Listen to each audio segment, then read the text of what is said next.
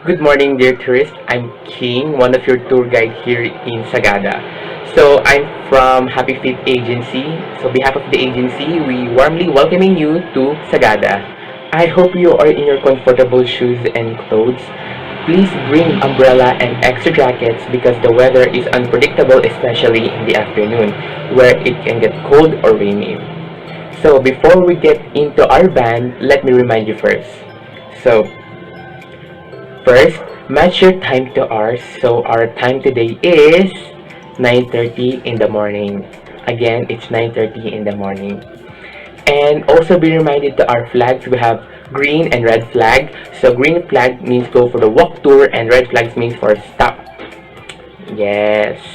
Regarding to your valuable things, please secure them all the time to prevent from getting lost. And as your tour guide, we are responsible to your safetyness. So we have here already first aid kit. So don't hesitate to approach us. The color of the van is white and the plate number is 143 ILY. 143 ILY. So before we go in, let's do the head counts. So we're complete. You may now enter to the van. Please watch your heads and steps. Okay, dear tourists, now we are heading to some attractions here in Sagada. As we on board, let me give you some history of Sagada. Well, according to legend, Sagada was founded as an Eli or village by Biag, a man in Bika from eastern Abra, and Biag was a 17th century hero and most important figure in history of Sagada. Sagada, known as where broken hearts go, just kidding, known as the scenic and calming mountain valleys, rice fields, limestone caves, and refreshing waterfalls and cliff with the sea of clouds. Sagada is one of the smallest towns found in Mountain Province with a population of 12,000. The people live in the area are Isagadas, which translate to from Sagada. The language are widely used in the area is Kankanay, a variation of Kankanae. Sagada is famous for hanging cliffs. It's their tradition burying people to utilize. In the Lumyang cave houses of a total of 200 coffins that survived 500 years of natural and man-made disasters. They believe that if the coffin was hanged, the person who died, the soul is enclosed to the heaven, and this Igor tradition is only permitted to who died naturally.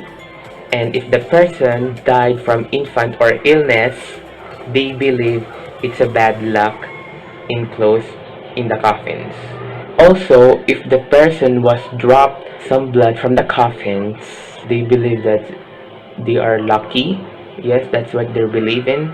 And yeah, and the latest burial was done in December 2010. The tradition way of tattooing, yes, the tradition way of tattooing is the batok. Well, batok is a 1,000 years tattooing tradition that is a bit more painful than the modern method. Speaking of tattooing, there's an old lady very famous here in Sagada. Her name is Wang Od. Well, Wang Od Ogay, also known as Maria Ogay, is a famous Filipino tattoo artist from Buscalan, Tinglayan, Kalinga, Philippines. She is often described as the last and oldest mambabatok and the part of both people of the largest Kalinga ethnic group. Now she's 103 years old now. So if you're guys planning to get tattoo while you're still here in Sagada, get a tattoo from the famous artist here in Sagada, Wang Od. So now let's talk about the traditional food, the itag.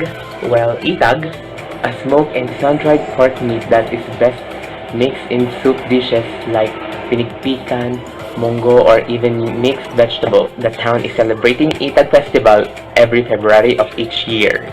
Now, dear tourists, now we are near to our destination here in Sagada, Church of Saint Mary the Virgin. So, guys, please secure your valuable things. Bring them. If there's important things, just don't, and have a body. Yes. So yeah, that's for the Sagada about. Thank you.